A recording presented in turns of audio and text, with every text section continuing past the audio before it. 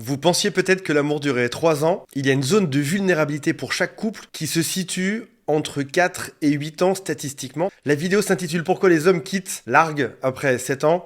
On verra que les femmes ont aussi leur part là-dedans. Les deux. On va parler des deux aujourd'hui, hommes et femmes. Un petit merci au client qui m'a envoyé un sapin aujourd'hui et surtout une dédicace à mon associé qui aime lorsque le fond est vraiment clean et minimaliste. On n'est plus du tout là-dedans. Le sapin est démesurément gigantesque. Néanmoins, et surtout, un immense merci. Alors avant d'accuser à tort homme ou femme dans cette histoire, on va parler du cycle naturel du cerveau. Hélène Fischer a bien documenté ces différentes phases. Elle parle de 4 phases dans le couple, ce qui est peut-être ce que tu vis aujourd'hui. Tu es peut-être dans l'une de ces phases. Tout d'abord, il y a la phase de fusion. C'est généralement la passion qui va durer de 18 mois à 36 mois, donc entre 1 an et à peu près 3 ans. On pourrait même encore découper cette phase entre lune de miel qui doit durer, entre 2 et 3 mois, et cette phase de passion qui dure 3 ans. Et après ça, on va passer dans une phase différente qui est une phase d'attachement. Alors la fusion, on voit bien ce que c'est. La phase d'attachement, généralement, c'est la phase de construction. Ensuite va arriver la phase 3 qui est une phase de lassitude dont on va parler aujourd'hui. Et la phase 4 qui sera celle soit de la crise, si vous n'avez pas vu ce genre de vidéo, ou qui sera probablement celle d'une renaissance, si vous avez vu ce genre de vidéo. Certains pourraient dire, oui, mais moi, dans mon cas, ces 4 phases ont duré en tout 1 an, et on s'est séparés après. D'autres pourraient dire, ça a duré 15 ans, et les soucis sont arrivés après. On va voir qu'il y a un pic qui se situe à peu près dans cette phase au niveau des 7 ans, mais dans les différents cas de figure, ta situation peut faire que ça arrive au bout d'1 an ou au bout de 15. Je vous donne des statistiques qui sont honnêtes. Il y en a 2. La première, c'est qu'en France, un mariage qui se termine par divorce, qui est quelque chose qu'on peut facilement mesurer. En France, en moyenne, un mariage se termine par un divorce au bout de 15 ans. Mais on voit qu'il y a un pic massif de divorce vers à peu près 5 ans de mariage. 5 ans et demi pour être extrêmement précis. Cette zone de vulnérabilité émotionnelle, cette zone de danger pour le couple, elle est donc globalement entre 4 ans et 8 ans. Et c'est ce qu'on appelle globalement, dans le langage populaire, la crise des 7 ans. Étudions ce qui se passe précisément dans cette zone. Il y a une différence entre le couple rêvé et le couple réel, notamment quand on regarde les neurosciences. Le taux de dopamine dans ton cerveau, homme ou femme, chute.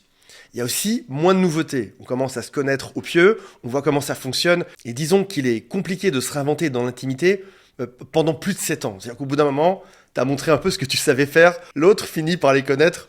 Mon équipe me dit que je suis très mal à l'aise quand je parle de ça.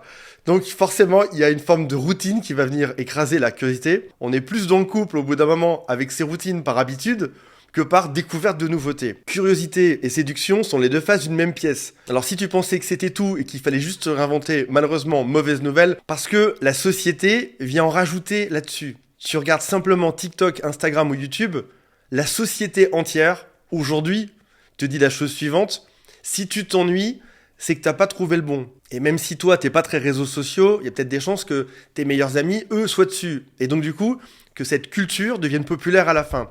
Tu mérites mieux. Avec ton Jean-Mich, c'est compliqué. Je sais qu'il existe des applications de rencontres. Quitte-le maintenant, ma chérie. Tu mérites bien mieux que ça. Scroll simplement quelques secondes sur Instagram ou quelques minutes et tu vas avoir des phrases comme « L'amour doit rester excitant. Si ce n'est pas excitant, si c'est compliqué, alors ce n'est pas de l'amour. » On est dans une société aujourd'hui qui dégénère au maximum, dans lequel, en effet, on est dans le culte de la simplicité. Tout doit être simple. Au final, il y a des chances que tu te compares. Encore une fois, reprends bêtement ton TikTok, des couples parfaits qui habitent sur un yacht 365 jours par an, qui sont beaux, qui sont tout refaits et qui sont inspirants, t'en vois plein. C'est-à-dire que ton référentiel, en fonction du nombre d'heures que tu passes par jour sur un réseau social, ton référentiel devient un monde parfait. Et forcément, tu as ton référentiel dans ta main, sur ton téléphone portable, tu regardes ton Jean-Mich, il y a une différence. Il est bedonnant, il est assis sur le canapé, il n'a pas changé de position au lit depuis 3 ans. Forcément, il y a comparaison. L'être humain est une machine à comparer. Si tu as un doute, rappelle-toi de l'école primaire, on t'a même mis des notes pour te comparer aux autres. Donc au final, t'en viens à douter, tu te demandes si ce que tu vis, c'est normal. Entre les réseaux sociaux et ta meilleure amie, tu finis par te dire, peut-être que je dois partir de ça. Alors qu'en réalité, oui, un couple, c'est compliqué. Un travail, parfois, à des parties qui sont moins chouettes. Et c'est juste la vie, c'est comme ça. On va séparer mon attaque du jour, ma critique du jour, mon observation du jour, scientifique, en 2 parties. On va commencer par voir les hommes. Pourquoi est-ce que les hommes partent? Et après ça, on verra les femmes. Pourquoi est-ce que je commence par les hommes? Parce qu'ils acceptent bien les critiques, eux. On est sur de la mauvaise foi masculine. Pourquoi est-ce qu'on commence par les hommes au hasard? Parce que je suis un homme. C'est juste ça la raison. Les hommes quittent massivement entre 6 et 8 ans. On a tendance à dire dans la culture populaire que les hommes partent toujours pour une autre femme, ce qui est faux. C'est peut-être juste ma mauvaise foi masculine, encore une fois. Ok, c'est peut-être vrai, mais disons qu'ils ne partent pas que pour une autre femme. On va voir qu'il y a un schéma qui est un peu plus complexe que ça. Souvent, ce qu'ils ressentent, c'est perte de reconnaissance de leur rôle, perte de désir, perte de leur place, perte de leur utilité, impression d'être jugé et impression de ne plus être valorisé. Et note bien la chose suivante, c'est que côté femme, ce sera complètement différent. La plupart des hommes finissent par imploser, cette espèce de brique, de béton sur leurs émotions qu'ils ne s'autorisent pas à dire, et ça finit par jouer contre eux. À la cafétéria de ton entreprise, aucun homme n'a jamais dit « ma femme ne montre pas assez ses émotions, elle ne parle pas assez de ses sentiments, elle ne parle pas assez d'elle-même ». Ça n'arrive jamais. Ça arrive peu, en tout cas. Parce que les femmes expriment, elles savent exprimer. Il y a plus de chances que, parmi tes copines, ou même à la pause cafette, une femme dise « mon homme ne parle pas beaucoup, ne montre pas beaucoup d'émotions et ne se livre pas beaucoup ». Donc tu arrives dans l'exemple classique, la femme parle, lui se ferme, elle va insister, elle sera dans l'incompréhension. Pourquoi est-ce que mon mec ne parle pas? Il se sent attaqué, il a été habitué à ne surtout rien dire, à ne montrer aucune émotion, parce que sinon ce serait un signe de fragilité.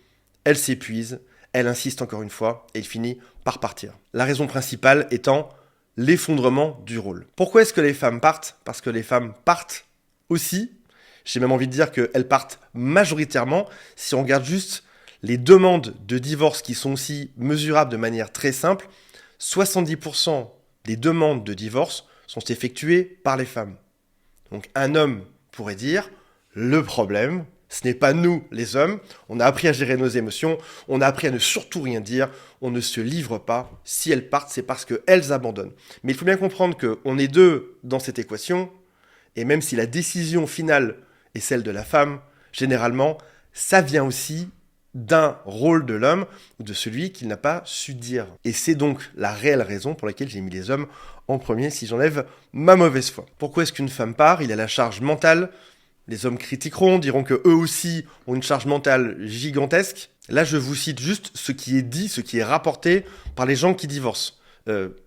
Aucun homme ne divorce en parlant de charge mentale. Les deux, hommes et femmes, ont de la charge mentale. C'est juste que dans les raisons du départ, il y a ça. Surcharge émotionnelle, manque de soutien affectif, sentiment de solitude dans le couple, épuisement, communication refusée, disputes répétées, perte de respect, l'impression de tout gérer seul. On a vu que le souci des hommes, c'était qu'ils ne s'ouvraient pas beaucoup dans leurs émotions.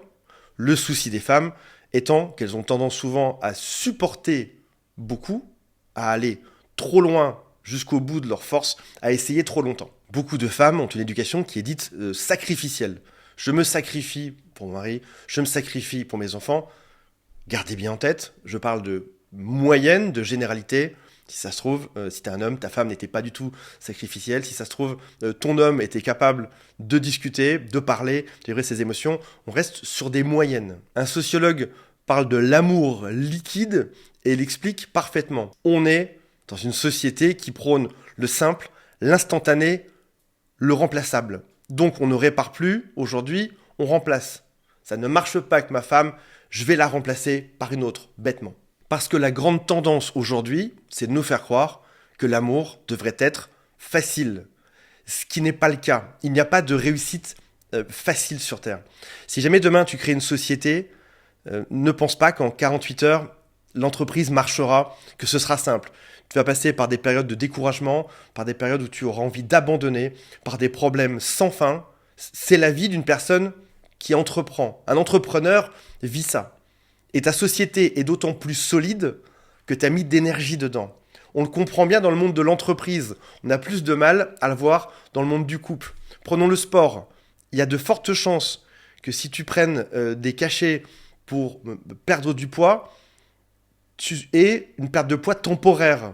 Versus si tu vas à la salle tous les jours pour bosser, que tu bosses avec un nutritionniste, ton alimentation, ce sera forcément plus durable.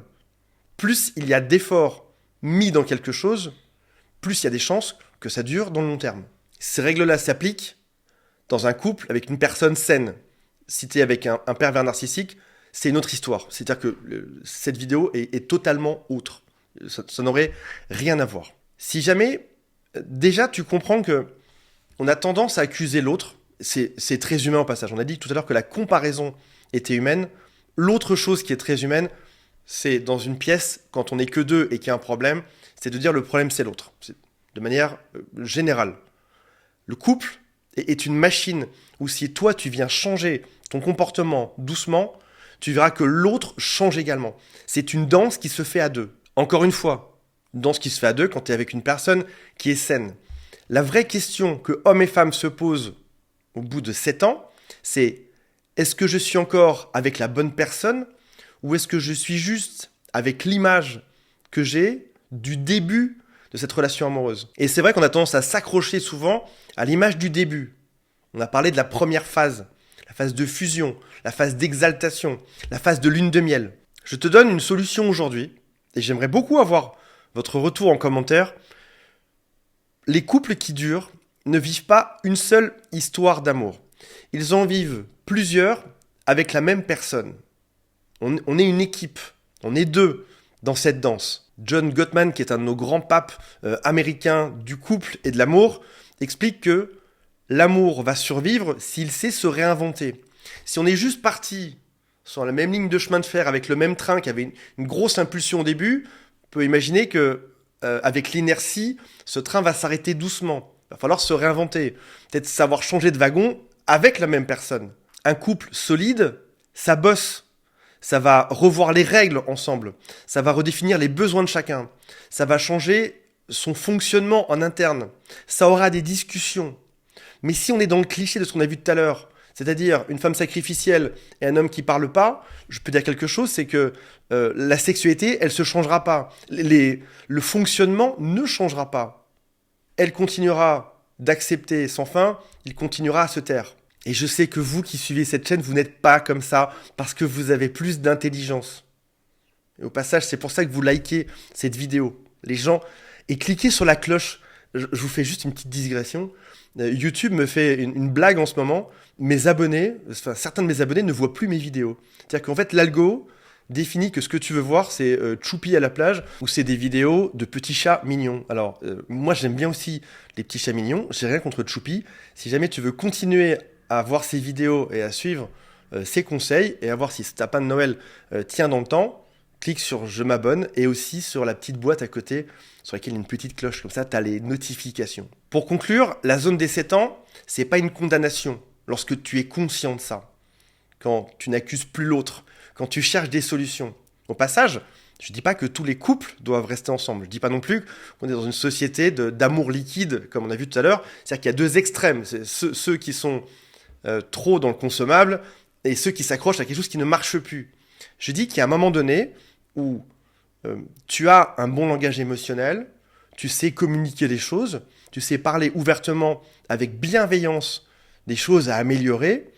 La langue française est magnifique, il y a des tonnes de mots dedans que tu peux utiliser pour définir tes besoins, pour parler avec l'autre, pour trouver le bon moment, parce que qu'on soit homme ou femme, des fois c'est juste pas le bon moment pour en parler. Peut-être le matin quand on se réveille, c'est peut-être pas le top, c'est peut-être pas la tête à ça forcément, parce que d'abord il te faut un café, c'est peut-être à 10h le matin, c'est peut-être à 21h le soir, il y a des bons moments, il y a des bons mots. Tant que ta démarche reste intelligente, bienveillante, et qu'elle est dans la construction, tu vas vite découvrir si l'autre est aussi dans cette démarche, si l'autre a aussi envie d'arriver dans cette démarche. Parce que ça demande du courage que de se mettre en question. Accepter de changer, c'est quelque chose qui est dur. Il faut écouter, il faut se remettre en question. Personne sur Terre n'aime ça. Mais tant que ton discours restera intelligent et bienveillant, il y a toutes les chances du monde que vous puissiez redéfinir un nouveau couple à deux, à vivre ensemble, et que vous puissiez progresser ensemble. Voilà mes amis, j'espère que ça vous a intéressé. Si vous souhaitez me contacter, il y a un lien qui est juste sous cette vidéo. Et j'ai hâte d'avoir vos retours en commentaire. Salut à tous, bye.